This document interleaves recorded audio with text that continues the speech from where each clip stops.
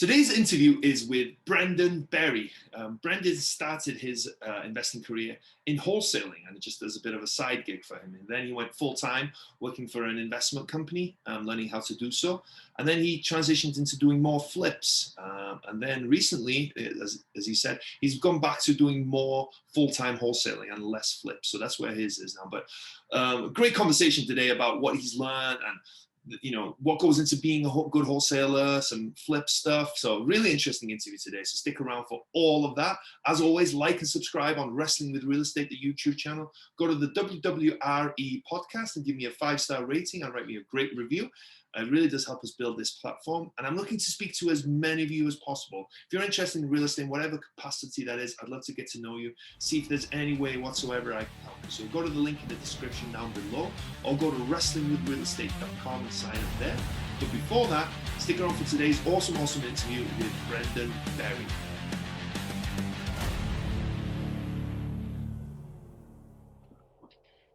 Hello and welcome to Wrestling with Real Estate, where we look to chokeslam all your real estate problems. I'm your host, former WWE wrestler and now Cirque du Soleil performer, and of course, multifamily real estate investor, Barri Griffiths. Now today we're joined by Brendan Barri. Hey, Brendan.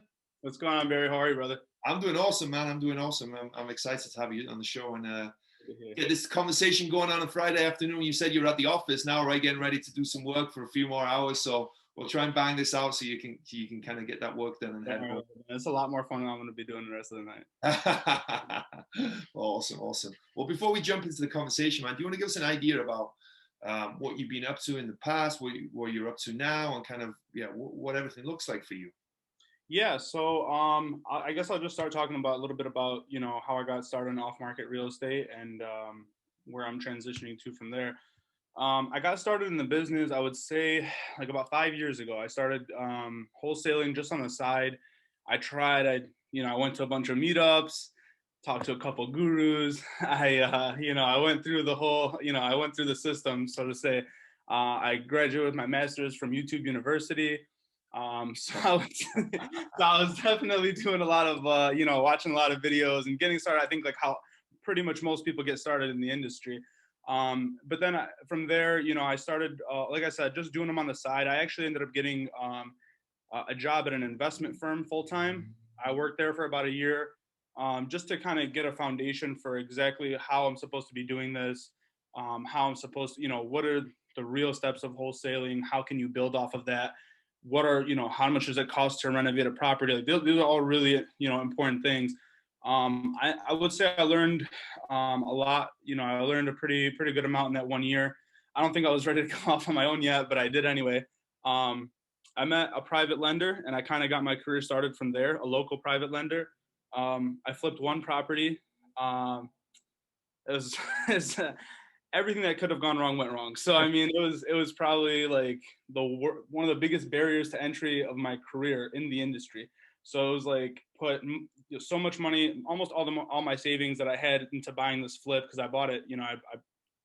I could have later on found out that I could have financed it, and got, maybe only putting 20% down. I was putting 50% down. I don't know why, but purchased my first property. It went south pretty quick.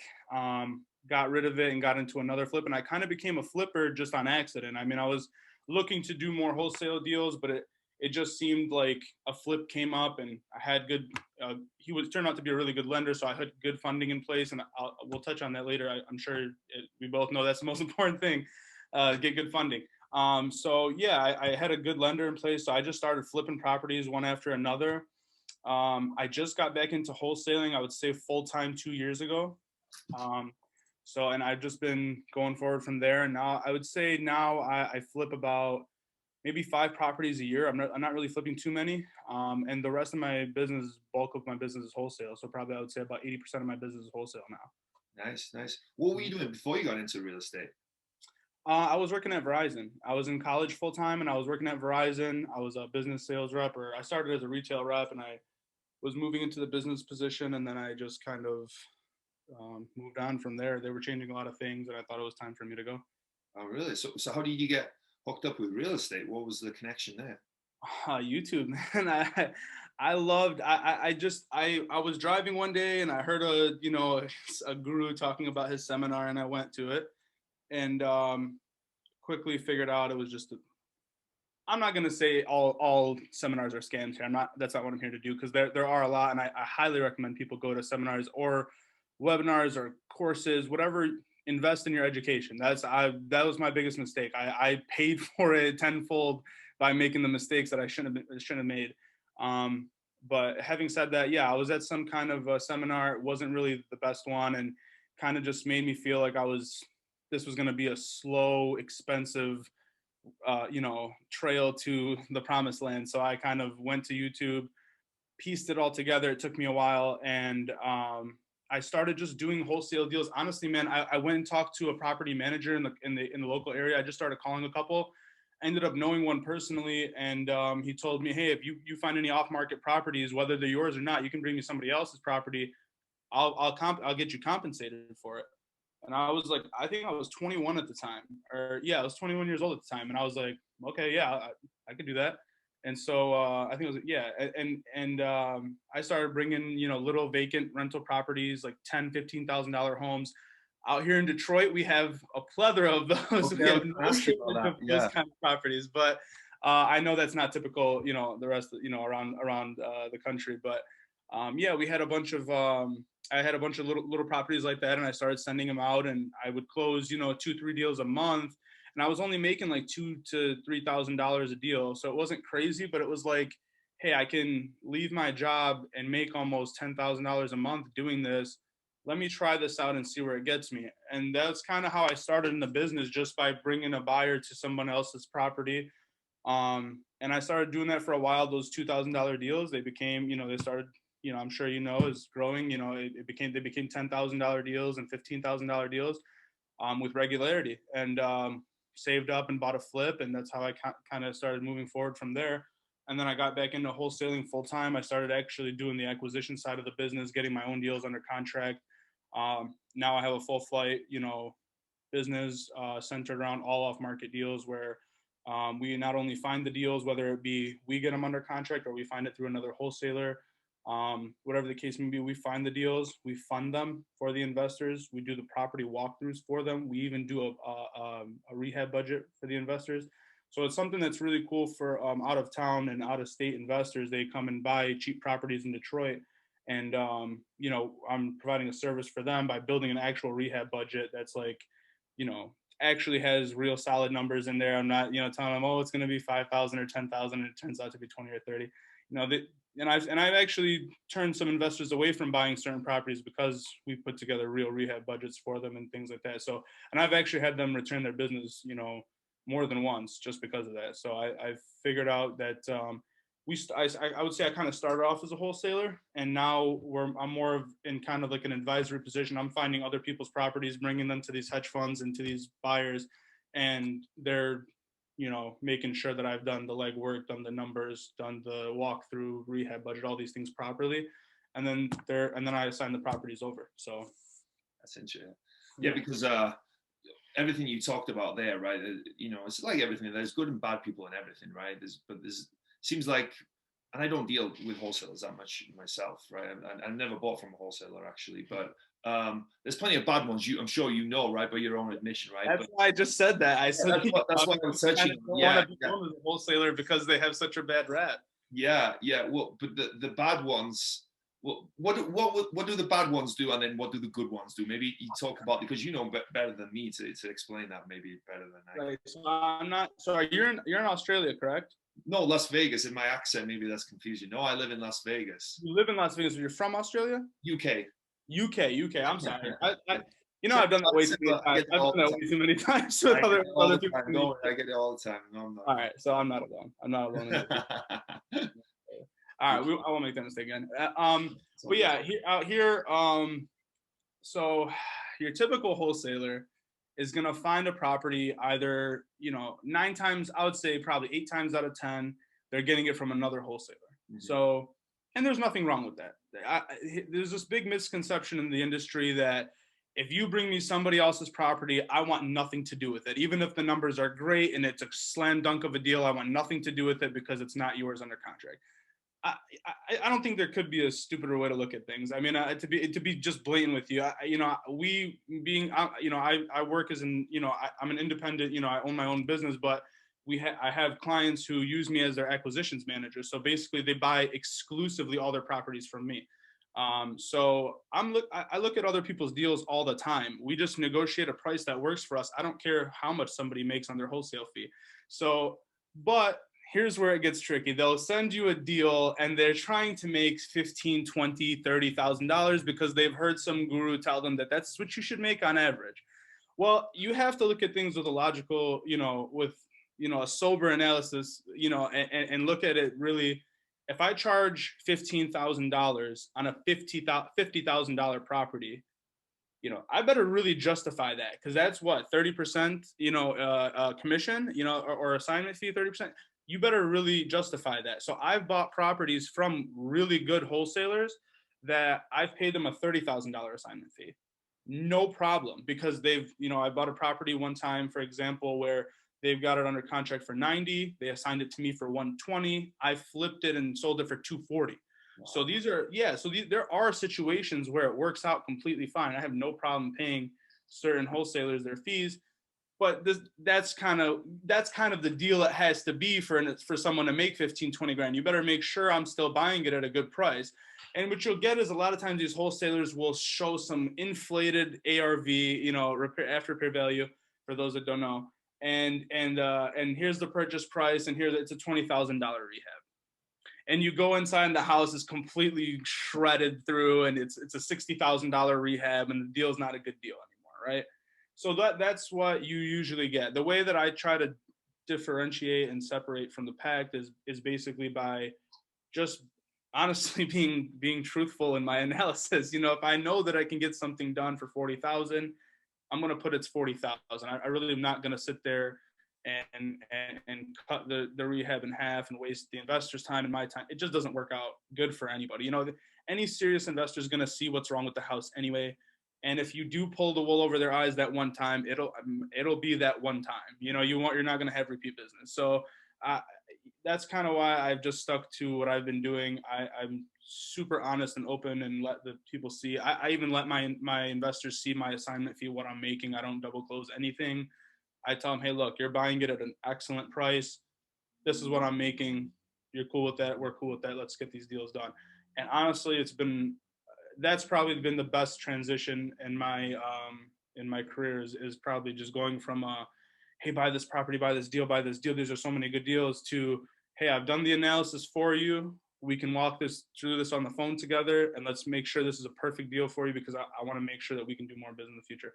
I would say the number one thing I've learned in doing that is that relationships, I don't want to sound cliche or anything, but relationships really are way more, like they matter so much more to your career than just a transaction. Because I met for example, an investor, actually became a friend of mine now, a few months ago, as I was flipping a property. His parents lived next door to the property I was flipping, and he met me and he said, hey, I flip homes too, can I take a look at the property? I was like, yeah, come check it out. Just finished the rehab on it. He checked that out. He starts pointing out things that I could have done better, and I'm like, I don't really think you know what you're talking about, man. It's a nice looking house. And it turns out he's a huge buyer, and we've already done, I think we've known each other for about 4 months. We've already done 12 deals together. Wow. And so, so he's averaging at least 3-4 properties a month from me. So, and he's turned out to be a good friend and a really good, I would almost call him a partner at this point. He's, buys so many properties from me. So yeah, and I also been funding almost every single deal for him as well. So it turned out to be a really good relationship. And that's something that, I try to teach some other wholesalers that when we try to do other deals with wholesalers, we try to teach them, like, hey, don't do all this. Don't make it hard on yourself. Make 5,000 or 10,000 assignment fee and move on with your life. Don't try to squeeze everything for 20 grand. It's not going to happen. Like, let's make deals. Let's get to a closing table. So that's kind of like what I would say the difference between a good and a bad wholesaler really is. I think a wholesaler gets a really bad rap now, and I almost wish they had a different term for it, but like a wholesaler, basically they're getting the property under contract and they're just trying to push it and they just send a text message or an email and blast it to anybody that has a pulse. a good wholesaler is like qualifying buyers first and saying, hey, this is something you can close on. You have funding lined up 1, 2, and 3. This is something like you assist in making the transaction happen rather than just sending a text message and hoping someone bites. You know what I mean? Yeah, that's really good. I think, and I think how you do business is how all wholesalers should aim to do it, right? Because even though you said it's cliche, right? But it's cliche because it's true, right? Relationships are everything, right? Especially if you're in it long term, right? Like you said, you can pull the wool over someone's eyes one time, but then you're done, right? You're one and done. You made that 5, 10, 15,000. What's next for you? You're gonna, and every market is really small, right? The people doing the deals in every market know each other pretty quickly, right? And you think like I'm in Vegas, like I know the people that do deals here, they all know each other, right? I don't deal too much in Vegas myself, but I know that they know each other because I run in some of the circles, and I know you do 1 or 2 of those things and you're done, man. Nobody's going to deal with you anymore. And I don't know why I think maybe with wholesaling, what it is there's such a low barrier to entry to some extent, right? You can go on Craigslist and find deals. You can go, find for sale by owners, get them. There's different ways. There's such a low barrier to entry, so anyone can kind of get in, right? And I think people when they get in as well, like you said, they're so desperate to make that deal. Hey, buy this deal for me. Buy this deal for me. I've got this deal. They'll lower the expenses, like the renovation budget, to make it seem, and they'll increase the ARV and make it look like a good deal. And it's just crazy sometimes, unfortunately. It really is. And the sad thing is, like, especially when the sad thing about that is like, okay, if a seasoned investor buys a bad deal, more or less whatever, right? I mean, if you're a seasoned investor, I would say, everyone makes a mistake. I'd say 9.5 times out of 10, maybe you shouldn't be buying a bad deal if you're seasoned, right? The thing that I don't like I like the idea that there's such a low barrier to entry in such a rewarding industry. Mm-hmm. And even a real estate license is such a small barrier to entry. I mean, it's a 5-day course at this point. Anybody can get the real estate license. I mean, but even having said that, you'd be, if you get a lot of wacky agents sometimes, even with that, stipulation of having a license. Imagine all the riffraff you get from without that barrier to entry. So I definitely see your point. I definitely know what you mean. The thing that I hate about that I feel bad is, like, you do have newbie investors out there, and they do buy these garbage deals. It happens all the time. People will buy a property, and relist it on the market and get 30,000 more than what they had contracted it for. And it's just going to some sucker newbie investor who's like, I'm going to put 20K into it. I'm going to flip it like this guy told me. And they end up going belly up and foreclosing and getting out of the business. I've seen that happen so many times. That's why, like, with my lending program that we do, I review the deal for the person sending me the deal. For the person, that flipper that wants that property, I review it for them, and I tell them, hey, look, just real quick, let's look at comps together so that we know that I want you to make a little bit of money at least. You know what I mean? I don't want you to walk away thinking I funded a deal I knew I was going to foreclose on. Mm-hmm. So, I think that's probably the biggest issue with it is the non-existent barrier to entry. So there's just no barrier to entry. It's literally anybody on Craigslist, anybody that, that was a salesman before, or can talk on the phone, can become a wholesaler. It's kind of easy in that sense, but it's not easy to actually be successful at wholesaling. That's a whole different key, and that's actually something that's very hard to do. And I would say it's harder than being an agent, because you don't have that, I would say that formality. Like, I'm an agent, you're just a guy at that point who has a property under contract, but Yeah. So, and I actually realized we've been talking all the time about wholesaling. For someone listening who doesn't know what wholesaling is, can you explain to them what wholesaling is? And I apologize for anyone who's been listening to all of this. I'm so sorry, guys. No, that's my fault. That's my fault. I'm the one in control here, supposedly. But yeah, maybe, I didn't warn you that all my deals are off market, man. Everything I do. So I'll explain real quick. I don't want to get into it because it can get boring. And there's a lot of gurus that'll give you a lot of this for free on YouTube. So, but essentially what it is you're, instead of, a wholesaler is essentially a buyer. So you're going in and offering on a property into people that are new. You can wholesale on MLS. It doesn't matter if you can buy it from a realtor, and as long as you get a good deal, you can assign it. So basically the idea is you're approaching a seller before a realtor gets to it, that's usually how it goes, but you can do it even after a realtor's got in on it. That's fine. You approach the seller or the realtor and say, hey, I'd like to buy this property. A lot of times we'll go over after expired listings, things like that. If a property sat on the market for 3 months, let's say, just for sake of conversation, we'll reach out and say, hey, you listed it for 100,000. We can come in with 60,000 cash, close on this property, and we can do this we can close in 2 weeks or less.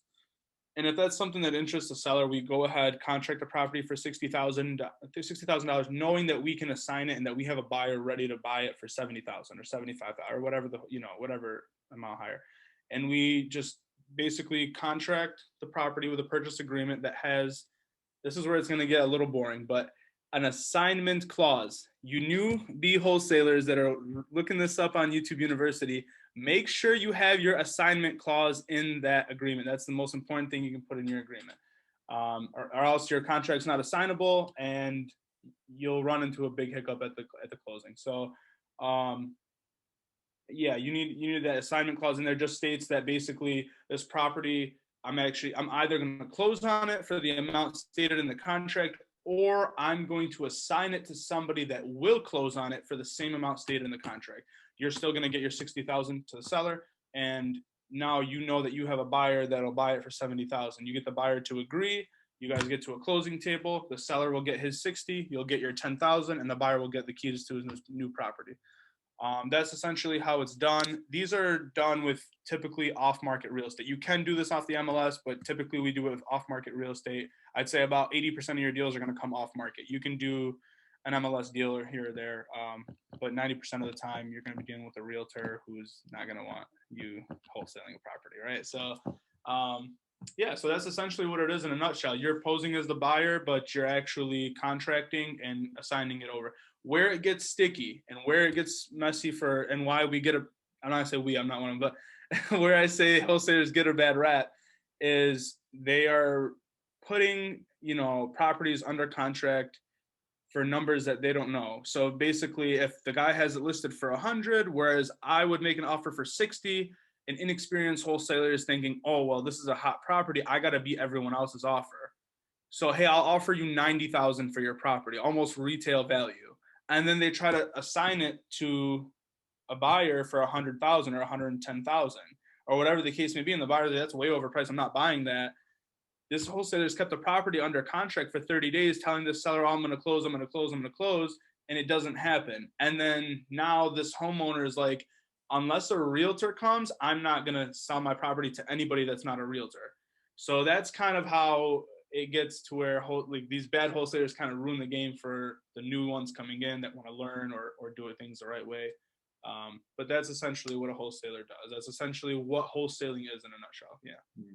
But also wholesalers they only buy deals, right? You're only buying stuff at 40-50 cents on the dollar, right? Yeah, that's what we're supposed to do. Right. The good ones. Yeah, that's what we're doing. We're getting deals under contract for. My firm is averaging right now. I think we were killing it last year. We were at like 40% on the dollar last year, and now I think we're right around 50. So gone a little bit more expensive, but I think we're still averaging right around. We're in between 45 to 50% ARV on all of our deals. So we're still bringing investors a whole ton of value. So yeah. Well, but I can hear, and now people are listening to this, and they're not experienced and maybe in the other side of real estate, right? They're just used to the MLS and everything going through an agent. I'm sure they're saying to themselves and saying to other people if they're listening to this, why would anyone sell their property for 40-50 cents on the dollar when they can just put it on the MLS, sell it there, go through an agent and get, even if they don't get 100%, they can get 80, 90, 95%. Why on earth would anyone sell their property so cheap? So that's actually a really good question. So wholesalers are targeting at any time in any market about 3 to 5% of people that are ready, willing, and able and need actually to sell their property quickly. They need a cash offer. They can't wait for a loan. And they don't want a bunch of showings going on, and they don't want to pay a realtor commissions. They don't want to get scammed by a realtor. A lot of times, you know, a lot of our clientele is older people. You know, a lot of times we get older people. I just closed on a property last Friday where somebody was selling their house. His wife had just passed away. He wanted to move down to Ohio with his family. He just wanted to get out of there. He didn't want a realtor and all this other stuff going on. He just wanted us to purchase the property cash. He wanted the money now so he could start getting, he needed the money so bad. He needed a moving truck, needed all these things. We assisted him with all of those things, getting the moving truck scheduled, all those things, because we kind of felt bad about the situation. And yeah, so there's just different situations, and that's why I say about 3 to 5% of the market in any market is going to be ready to sell their property for such a steep discount. A lot of these properties have need a ton of repair. So not only will the person understand that it needs a ton of repair, but if someone's going to do those repairs, they're not going to do nobody is going to do the extent of repairs and be at market value. So I'm not going to buy a property for 150. It needs $50,000 in rehab and it's worth 200.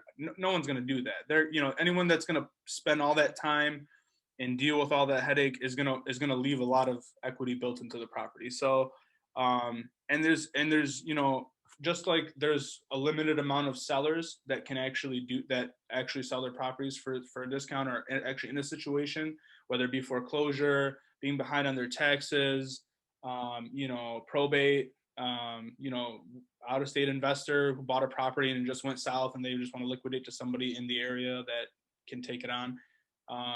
Whatever the situation may be, there's also that same dilemma for those sellers on the buying end. They don't want to deal with the realtors and having people walk through and then a loan here and a loan there, and then they tell them, hey, we need you to fix up the property to pass the inspection and 1, 2, and 3. There's only a certain amount, just like there's only a certain amount of sellers in any market, there's only a certain amount of buyers in any market that can actually perform the way that these sellers would like them to perform. So there, you have your flippers that are going to offer to these people and say, hey, yeah, we can close in 2 weeks. Oh, hey, we need an extension. It becomes 45 days before you know it. And now you're taking the same amount of time as a conventional loan. Well, when when they're dealing with, wholesalers that are kind of reputable in the area, they're actually getting their offer closed in 2 weeks. They're actually getting it closed in 10 days. Like we tell them, when I go into a deal, I kind of underwrite the deal before we go in for a showing. And, we already get it put in front of a lender before we even walk the property. That way, by the time we're done with the showing and we have a buyer lined up, the funding is approved and we have terms. That way, now I know, like, hey, if we need to close on this ourselves, if the buyer backs out for any reason, we can close on this property and still get this guy his money, move to Ohio and let him do his thing and move on with his life. That way, we're not screwing up. You start in the business and you're like, I'm going to make all this money, but you start to see that once you're really actually bringing value and helping people, that's where you start really growing your business and making all the money you thought you were going to make just by, I'm going to hustle and do all this.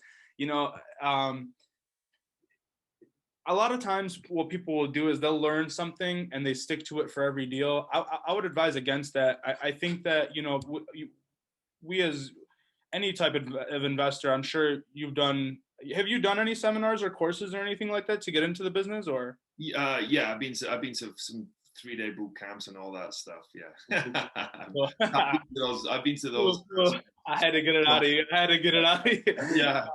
But no, so I'm sure they sometimes teach, offer cash and offer fast closing and say cash 3 more times. And you know what I mean? And that's not always the case. Sometimes people that, have a specific situation, they don't want to hear, maybe that guy needs a vacancy period and he needs to stay in the house for 30 days and then need assistance moving. They don't want to hear that we can close on your house and get you out of there in 2 weeks. You know what I'm saying? You need to figure out everyone's situation. And it's just like any sales or any business conversation you're going to have. You're providing a service at the end of the day. You're not here to just scam people for the cheapest price on their house. You're going to be fair and make them a fair offer that works for you, but you're also providing a service. Like, hey, I'm the place you're going to go to when you need to get out of this situation, a financial situation, or get rid of this house that you inherited that you don't know what to do with, that needs a ton of repair. These are situations that not everyday people are equipped to handle. So that, we're kind of like a service that, helps them get out of their situation that they're in by buying their house, doing it quickly, getting them liquidated. That's a lot of money to get liquidated quickly. Not everybody can just perform that way. So I would say that's probably the biggest reason. You have different reasons, but I think that's typically anywhere from 3 to 5% of the of the area of the market that you're in is going to be in a situation where they're distressed enough to let their house go for, half the price it would be if they repaired it. And then again, you have to understand that where they, a lot of these people, if they're in a bad situation, they're not going to have $50,000 to renovate the property themselves. So yeah, their property might be worth all kinds of money if it's renovated, but they don't have that option at that point. So yeah, that's pretty much the reason why they would sell their properties for such a steep discount. And I think the best way to describe you guys when you're doing it right is you're problem solvers, right? Those sellers, those homeowners, they have a problem that they need solved, and you guys go in and solve it. And like you said, it's not as easy as just the money equation to things, right? They might need to stay in there for 2 months and figure stuff out, right? Or like you said, they might want to move tomorrow and get the cash by next week, right? So, but you've got to figure out what that problem is and try and solve it. I like that you figured out as well that gentleman that he needed help moving, so you guys hired a moving truck for him, and that's I think that's really cool, right? Because obviously that's one of the problems that he had, and you guys fixed it. And then the cool thing about that is as well, if you do it right, like you guys are doing it, you get compensated for that as well, right? You solve problems, you get compensated, but ultimately you're not focusing on the money, you're focusing on the problem. I think 100%. That was on point. If you focus on the problem, stop thinking about your assignment fee. Your fee will, I promise you, for anyone listening that's looking to get into wholesaling or being a realtor or providing service in the real estate industry, if you focus on what specific problem your deal presents, you will close so much more deals. It's not even funny. I can tell even to this day with my good clients that are repeat clients. I have repeat clients that buy from me several times a month. So I'll go to these clients even sometimes where, I go to the showings with them, and I have certain relationships with the people. They want me going to every showing with them almost. So I'll go, most of the time, and just that like level of detail, if I whereas I used to go to a showing and see a foundation issue and write it off. Okay, we're not selling this property. Let's just move on. Let's just chuck it up to a loss and move on. Like, I've spent $200 before getting a quote to repair what we thought would be a $55,000 foundation issue, and we got it quoted for $30,000. And now that made the deal. So like, I've actually gone out of my pocket and spent $200 to get a property inspected, to show it to an end buyer and show them like, hey, this is a legitimate company in the area. This is all they do is foundations. This is what it'll cost to do it 100% right. And like, that's just how, like, focusing on the specific problem, like, you can sell almost, if you really are locking in and focusing, and it's a workable deal. I'm not saying if you're in a property that someone's trying to sell for 200 and you're trying to buy it for 50, that just get out of there. But if you're in a workable deal and something pops up, you can sell almost every deal. There's a buyer for almost everything. So if you walk in with that mentality, it's more on you to figure out how to get that done. So like, I could chuck this up to a loss and not spend $200, or I could take a risk of spending $200 in hopes of making $10,000. So, and I've done that multiple times, and honestly, it's worked, because a lot of investors, they see a foundation issue and they walk away. Whereas I don't say exclusively, but I target foundation problems. Like, I look for properties with foundation issues, because 9 times out of 10, a lot of investors have seen it and walked away. It's been on the market for a hell of a long time. So the seller's ready to just drop the price and get moving, get out of there. And you don't have nearly as much competition in those properties. Like I said, a lot of investors are like, nope, I'm good. But if you have a good foundation guy, now you open yourself up to so many more deals that don't have that level of competition. That alone, I mean, I'm sure man, especially in multifamily, one deal can change your life. The one deal can build your business. You can do one good deal, invest half that money or some of that money into your business, and start building out systems. And you got yourself a full flight real estate business that's closing deals every month, so yeah, I mean, that's kind of where I would just say, like, focus on every deal, as much as you can, to see if there's anything you can do to get it closed. If it's worth it, if you're going to make $1,000 and you can't make it, just move on. But if you're going to make $5, $10, $15, $20,000, spend $200, get an inspection report, show the guy that you're serious, that you've been in the business. I think where I've gotten where I've messed up, whereas I didn't get mentoring and coaching and training in the beginning. Where I did well was I became a flipper almost on accident. But when I got back into wholesaling, it made my business so much more efficient. I knew what numbers were. I know what rehabs cost. I knew things that, like, I know what my buyers are going to be looking for. So this made things a lot easier. So that's kind of, yeah, I would say that if people just focus on that, that's probably the best way to get a lot of deals done in wholesaling. I love that. I love you talk so well, man. I really enjoy what you're saying. But like what you're saying there is just huge, not just for wholesaling, right? But just for everything in general. You guys were willing to do, like, everyone else was passing on foundation issues, right? And you were like, wait a minute, like, how do I solve this problem, right? And how do I take advantage of something that everyone else is scared of and everyone else isn't willing to do, right?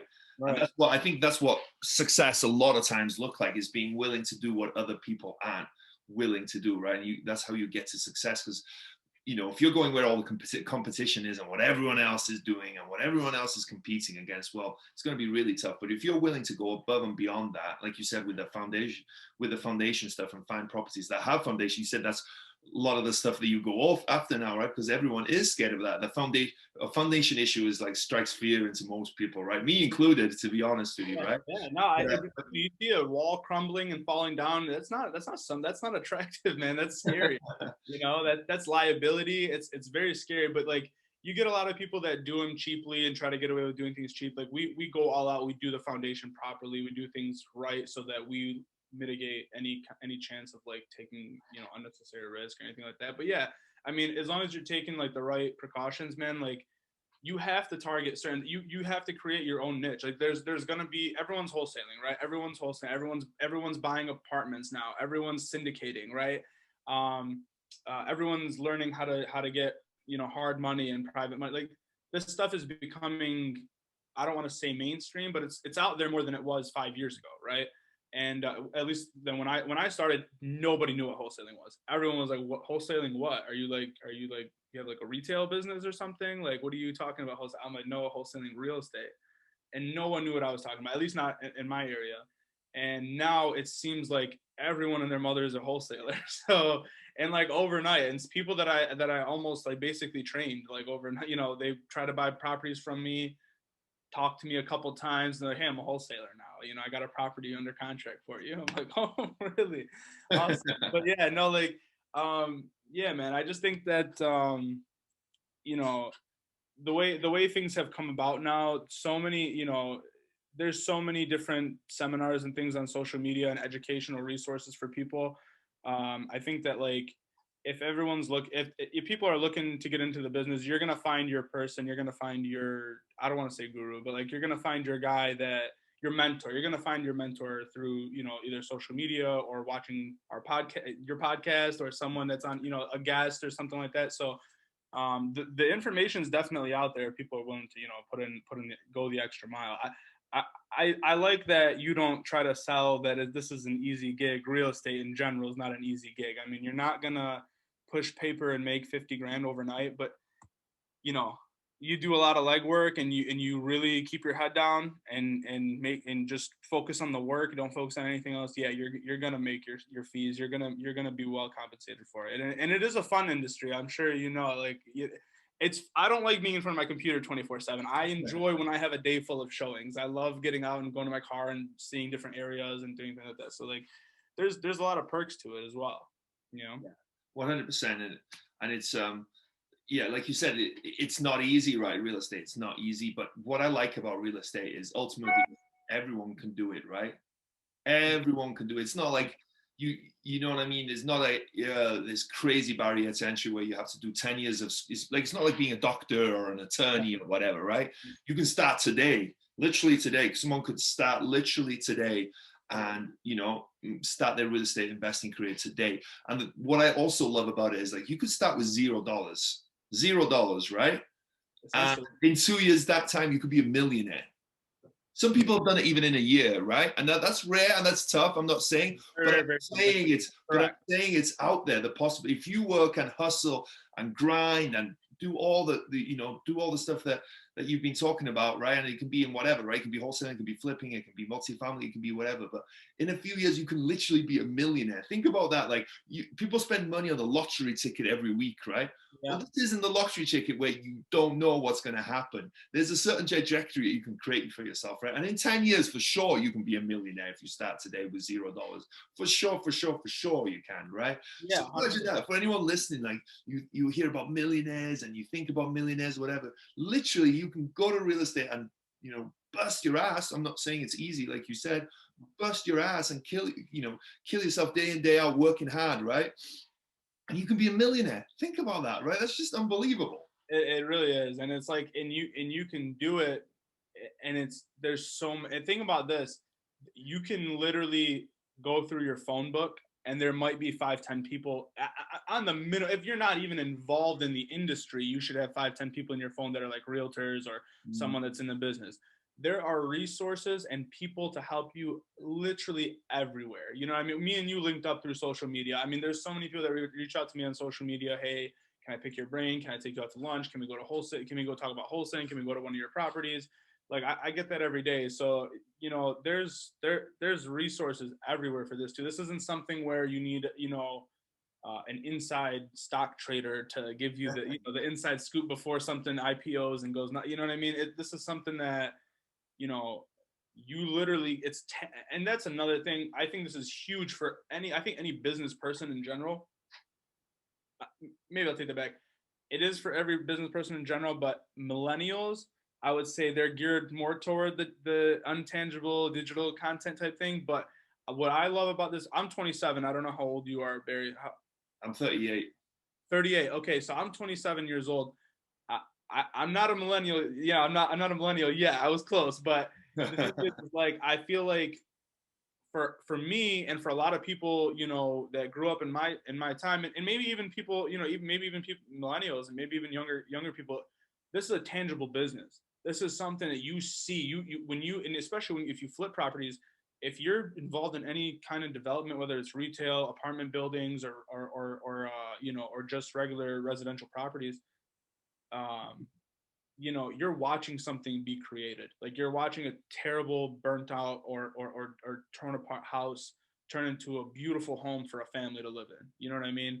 So that's something that, like, I think goes a little bit over people's heads. Like I think it's just like some people look at it as a numbers business, but you really take a lot of joy when you see something that you did, or even as an agent or a wholesaler, whatever form of business that you're in, like you're what you did sold this home. You know what I mean? This product. It's not like you're selling, you know, a phone or a car or and there's nothing wrong with that, but it's just something so different, and like you can't really know until you've done a deal. That level of excitement doesn't just come because you're gonna make a check. It's a level of excitement because, like, everything I did led up until this family buying a house or this investor buying a property.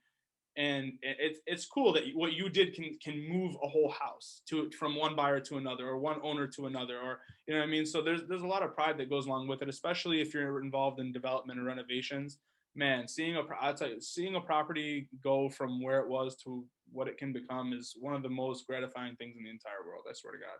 Yeah, no, it is. It is. When you see the before and after pictures, like when you see it finished, man, it is cool. I get so excited doing the listing pics, man. I get so excited.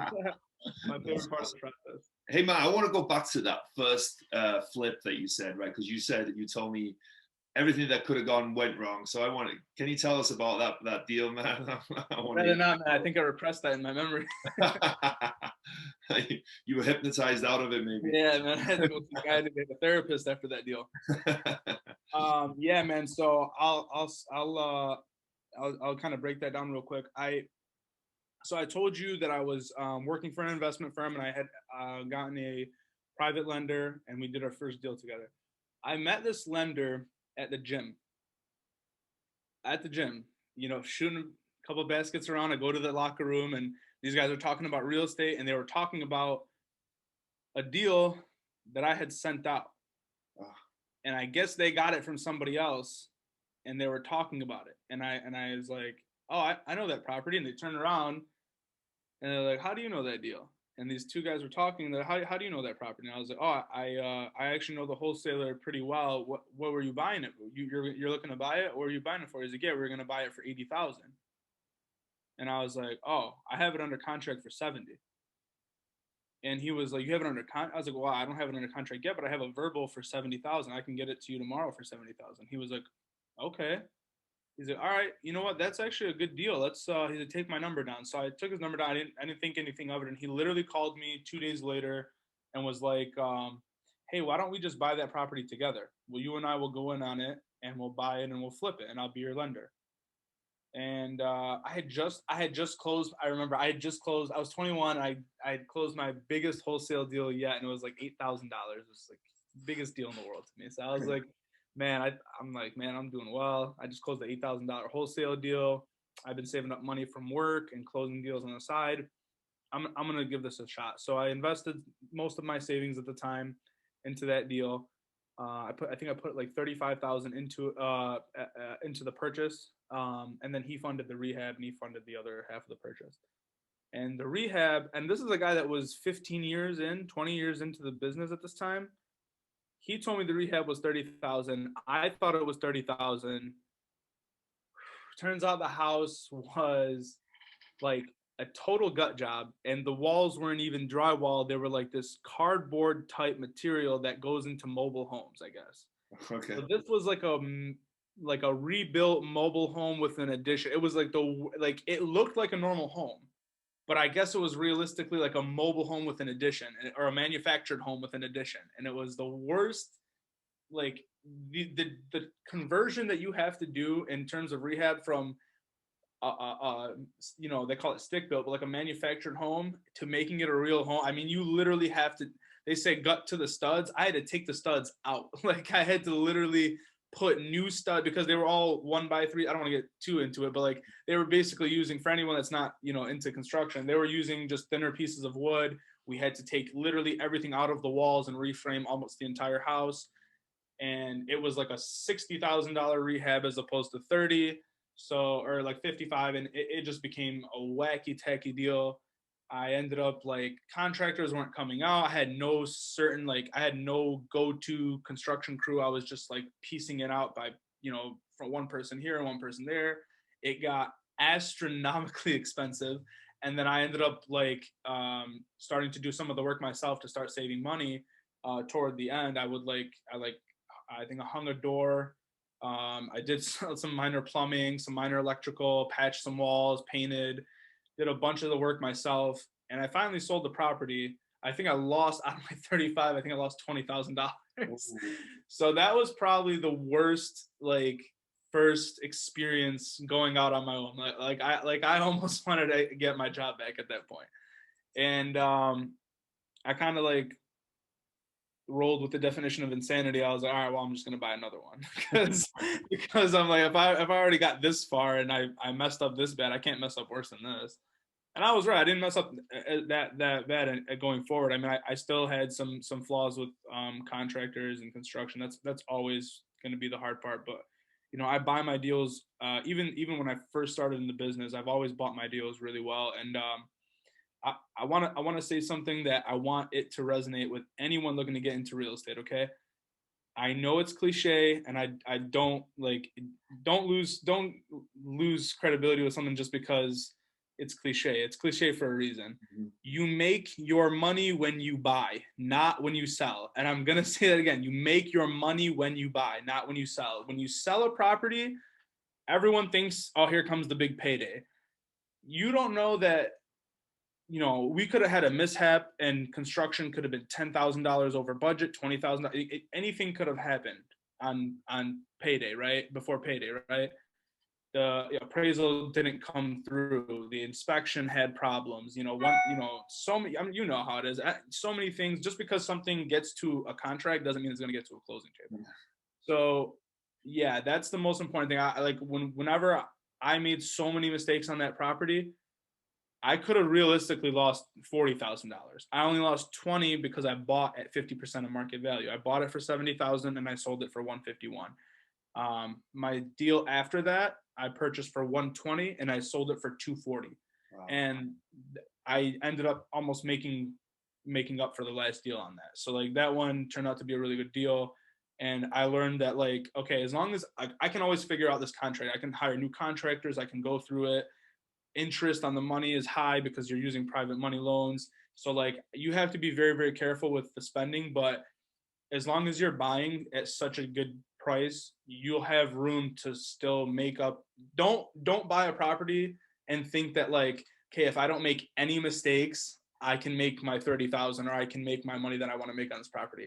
You need to buy a property with like, after I make all my mistakes, how much money can I take home? You know, and how am I okay with that? And that's like, you know, that because a $60,000 profit can turn into 20 really quick. You know what I mean? So that's probably what I would say is the most important thing, man. You have to be buying at a good price. And if someone beats you out on a deal, you're not the loser in that situation. I'm not saying you're a winner, but you're not the loser in that situation. It didn't work for you and your numbers. Maybe that guy does in-house contracting who bought it. Maybe that guy is a contractor who bought it. You know, you never know someone else's situation. So never like I used to see wholesalers making these crazy commissions, or I would see these, you know, flippers making these doing these crazy deals. And I used to get so jealous and think like, oh my God, this guy's making so much money. How are they doing it? How are they doing it? And then when you get in the business, it's just like, it's just with time. Like you're not going to be the best flipper the day you flip your first house. Like I was horrible when I first started. And now, you know, there's still things that slip, but there's not much, you know what I mean? So it's just being more diligent and like focusing more on your projects. Like I walk all my deals. I walk them when I'm done with them. I make sure that a pipe didn't burst, something didn't happen even when they're under contract. So like taking care of your projects, moving forward that way. I think like most people, you know, they just want to get to the sale and they're done. But I think that you need to really, it's a lot of work, man. This isn't, you know, for the weary, you know? Yeah. So Yeah, that's cool. Yeah. That's cool. Hey, I want to touch on also financing. We talked about it. You guys have in-house financing, and you talked about how important financing is, right? Talk a little bit about why you started an in-house financing arm to your business, and also just like you said, why financing is so important.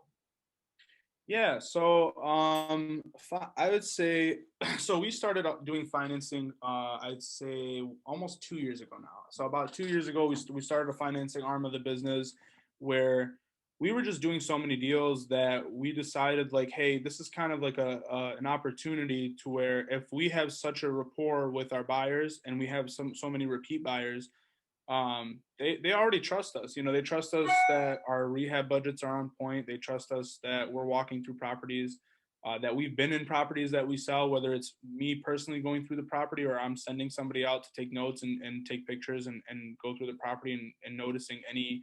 And sometimes, man, if I can't make it, honestly, I'll send an inspector out. I'll pay a couple $100 and send an inspector to get a full detailed report and just say, hey, man, like this can't be any more thorough than this. Like here, you have everything you need.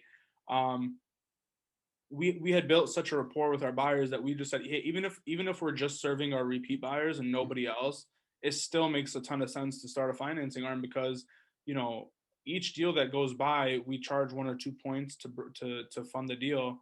You know, that's like adding 5-6 extra deals a month, smaller deals obviously, but that's like adding smaller deals every month to what we're already doing. It made a whole ton of sense. And then growing into the wholesaler space and the off-market space, there are a lot of hard money. There's hard money brokers here and there, and there's lenders here and there, but they're not. None of them have been vetted. You're going to be as a wholesaler or as a person looking for a deal. A lot of times what I'll do is I'll get wholesalers that they got something under contract. They can't find a buyer, 1, 2, and 3. And all right, I want to flip it myself. I want to hold it myself, or I want to rent it. And they need financing. And they've presented me the deal to purchase. And I'm just like, this doesn't make sense for us to purchase. We're just not interested in this deal. However, we can finance this for you. So we can still create transactions that way. The reason why it became so important for us is one on the wholesaling end, you know, where we're able just having the confidence, man, to walk into somebody's property or walk into any kind of property and be able, knowing in the back of your head, like, I don't have to assign that. I don't have to get this for dirt cheap. If this doesn't work out, like I literally can buy this property. I can close on it myself. I'm not, when I go into a property, I'm not lying saying, hey, I'm going to buy your property. In the back of my head, I'm thinking which buyer. You know, I'm going in thinking like, hey, this makes a good deal for me. If I want to close on it, I will.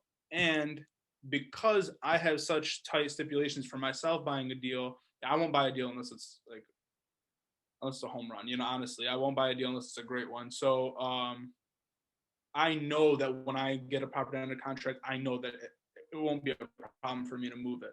And honestly, if it's a problem for you to move it, you really shouldn't get it under contract. And it's probably not a deal then. You know what I mean? So I always tell wholesalers, how do you build your buyers list?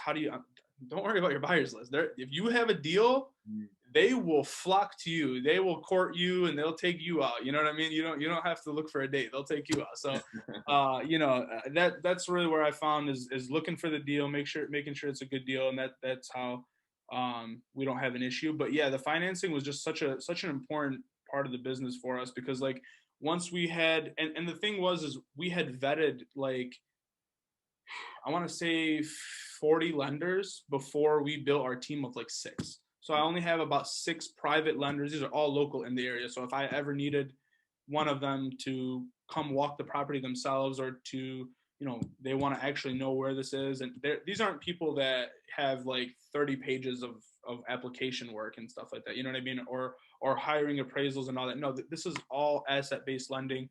Don't check credit scores.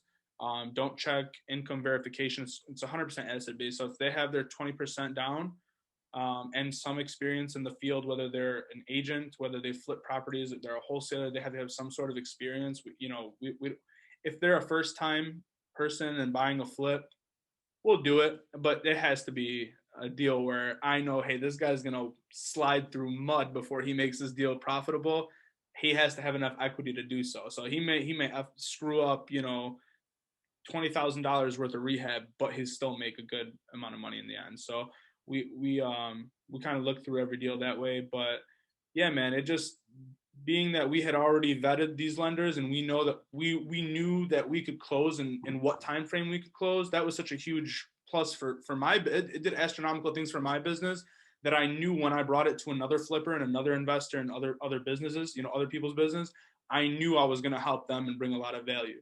So it just made 100%, sense to open up a financing arm. And honestly, it's been one of the better things for my business, going into a deal where there's 3 wholesalers there looking to get it under contract, and you can just step away and say, hey, I don't even want to play ball with these guys. It's not even that good of a deal for me. But hey, if you need private lending, you want to close on this in 3 weeks, or your client wants to close on this in 3 weeks, here you go. Here's my business card. Give me a call.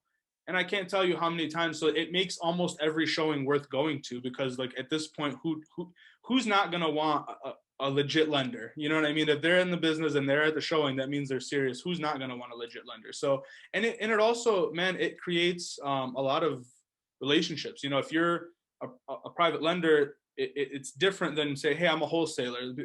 Some investors, all right, buddy, I'll talk to you some other time. Just send me what you got when you got it, and I'll talk to you. Yeah. But if you're a lender and you saying I close and here I have listings, I can show you the time we purchase and the time we close, and I can literally show you HUD statements, and you're real like that, they're gonna be all right. Yeah, I do a lot of business. I'd much rather only put 20% down rather than putting the whole amount out of my pocket cash. So you're creating those kind of relationships. Then that can transfer into them. Hey, I remember you said you wholesale as well. You know what? You fund my deals. Why don't you send me what you got as well? So you're just opening the door for more transaction. That's why I kind of say relationships are where it's at. You don't need a huge buyers list. I have 1,000 people on my buyers list. I sell to 10 people all the time, and that's it. I don't even send the other 990. I don't even send them my deals, because mine are getting gobbled up by my 10 buyers. So, yeah, man, it opens up a lot of doors. If you get some good financing in place, and especially I'll just touch on one more thing. At the highest level of real estate, especially in the residential sector, I'm sure you're doing some of those kind of deals where apartment buildings, multifamily type stuff, it's all financing. It's all long-term financing that makes or breaks a deal. I mean, I right now, I also do some wholesaling to hedge funds. So I get like portfolio deals of like an investment firm or an attorney, a law firm will be liquidating 30 to 50 properties at a time. I'll contract them with a marketing agreement and sell them to another hedge fund who's looking to purchase in that area. And that alone, I mean, they need financing. They need good financing all the time. So at the highest level of real estate, doing those $1 million deals, those $50 million deals, even those high end, it's all long-term financing. That's the whole game, is financing at that point. So like, yeah, there are different, niches, and there's different, sub-markets within real estate. But I think, if you figure out financing, you'll figure out almost everything else. That just falls into place at that point. Yeah, like you said, financing can make or break a deal, man. So cool. It's cool that you get to be the bank as well, right? It's like it's a lot less work as well, right? You're just kind of collecting money to some extent, right? You've got to do some work, of course, but right. Yeah. That's cool. Well, as this show is called Wrestling with Real Estate, I like to incorporate some wrestling-related real estate questions on the show. So hopefully you're ready, man. The first question is, what would your wrestling name be? If you picked a wrestling name for yourself, what would it be? Oh man. I would say,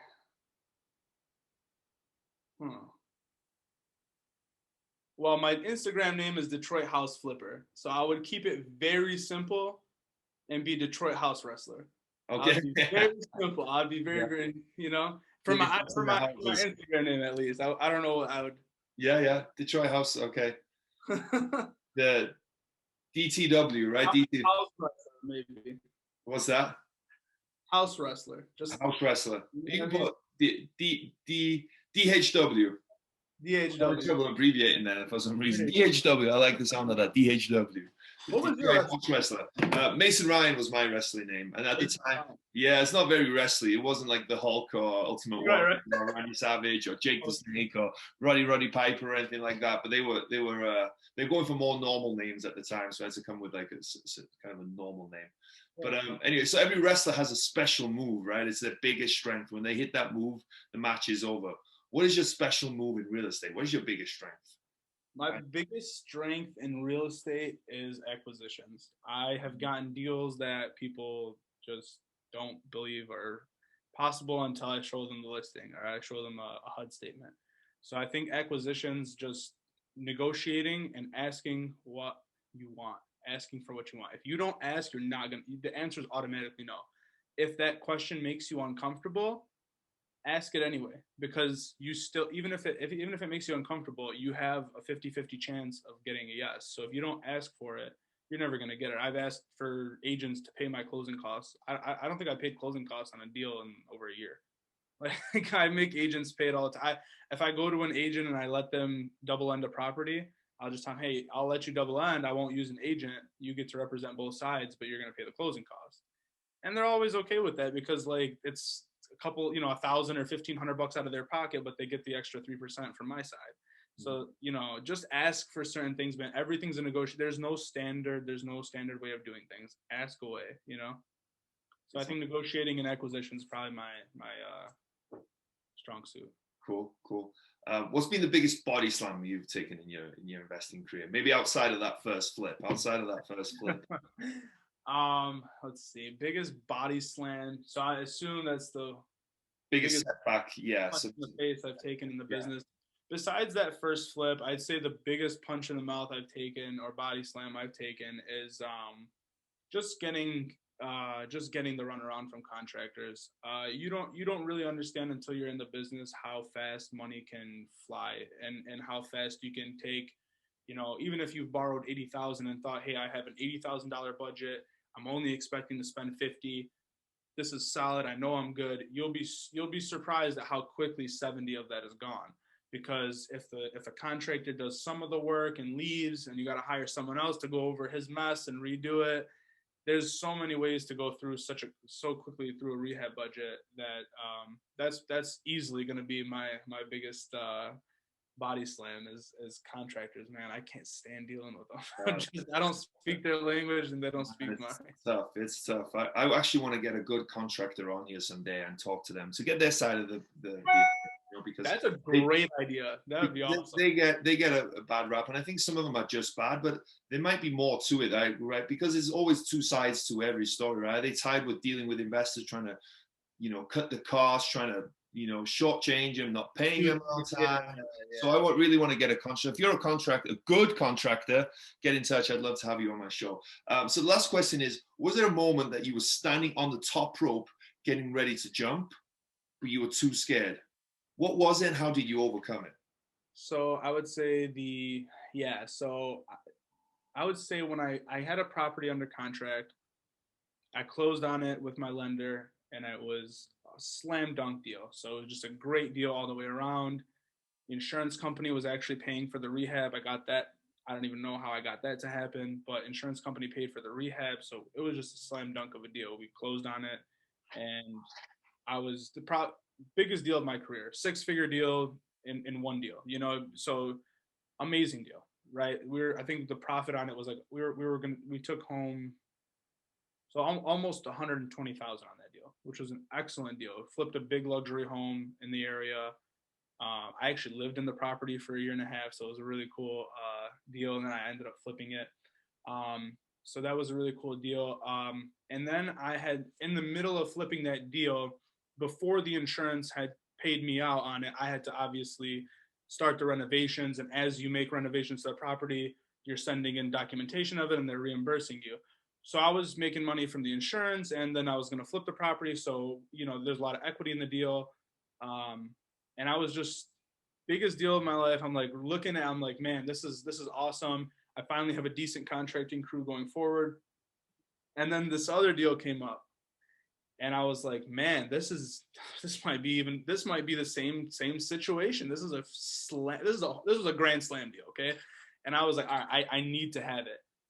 And I almost let it slip because I was too afraid to ask my lender to buy more than one big property at a time. So the way I had it set up with him was like, he kind of likes to buy 1 or 2 deals at a time, doesn't really like to overwhelm his flippers, doesn't really like to see too many deals going on at once. He wants to finish one and move to the next. And I wasn't even done with this one. I was kind of in the middle of it. And I was just like, he won't go for that. I'm just not going to do it. And I didn't ask him for like a week and a half. And then I asked him, and he kind of like let me down easily. And then I was thinking about it, and I went home, and I just, for some reason, it didn't sit right with me. I was like, there's no reason why I shouldn't have that deal. Like that should be my property. And there's I found a slam dunk. There's no reason. If I'm serious about this, I should do whatever it takes to make it happen. So I honestly called him again. I was like, look, here's our normal setup. I'll pay you X amount more when I sell the property. And at this point, he's making it didn't make sense for him to turn it down. I was like, I need you to finance most of it. Let's move forward. You're going to make a killing. I'm going to make it. This is a great deal. And you know what? Finally, he agreed to it. He was like, all right, I'll do that. That pays me well. I'll do that. And we bought that deal. That, with those 2 luxury properties, I think one of them I sold for $355, and the other one I sold for $330. I think $325. And 2 of the best deals I've ever purchased up until that point. And yeah, I think that was probably where I got to the top of my mountain, so to speak, at the time. That was probably the highest point of my career at that time. And it allowed me to really like look at things with a broader perspective. Like, okay, like I could get into an apartment if I want to now. If I have enough where I can not feel stressed if I'm going to buy an apartment building, or if I'm going to make a bigger move, or want to invest 15,000 a month into marketing and go crazy with marketing. I can do these things now, and it wouldn't have been possible if I didn't like overcome it. Even when I was denied the deal from my lender, and a lender I have amazing rapport with, I still pushed for it. I was like, man, I know you said no, but here, I'm willing to even pay you more than what I already pay you, and almost double what I already pay you. I want this deal. He was like, all right, you seem like you know what you're talking about. You seem like you're serious about it, and I see your work is good, so let's go for it. And man, if you know something, if your heart is set on it, man, I suggest you just follow through, man. Don't let anything, even if someone tells you no, even if more than one person tells you no, go down swinging. You know what I mean? If you're gonna go down. So I was like, all right, the worst thing he can do is say no again. You know what I mean? So yeah. Yeah, that's awesome. I love that story, because like you said, you were going to do whatever it took to make that deal happen, right? And I've also heard people say as well, right? I love this saying is that a no is just another step closer to yes, right?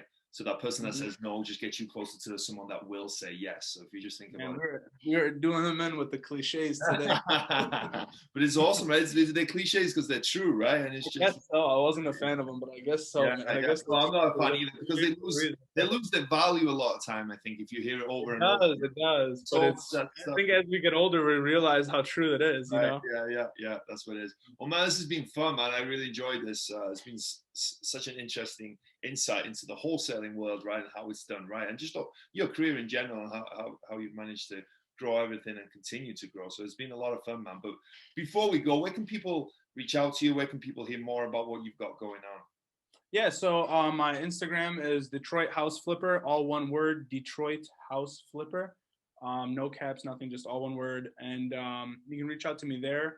My email is on there, on my bio. And you can just reach out to me through my email. Website is going up in a few weeks. I know I should have a website up, but in real estate, man, you'll find a lot of people don't have websites. It's just something that, we're not good at. So, but yeah, my website will be up as well, where people can go and apply through the website for a private money loan and things like that. But as far as just getting in contact, everything's through email, everything's through just texting and email and social media. So if anyone wants to get at me or I do consultations as well. I do training as well. People looking to get into wholesaling themselves or looking to find your first flip or, whatever the case may be, looking to learn about private lending. I teach and do those kind of things as well. So, yeah. So if you're looking to get at me, go on Instagram, Detroit House Flipper. Cool. Well, thank you so much, man. That was awesome. That was a great episode. I love that. That was a lot of fun talking to you. Thanks, brother. It was nice meeting you as well.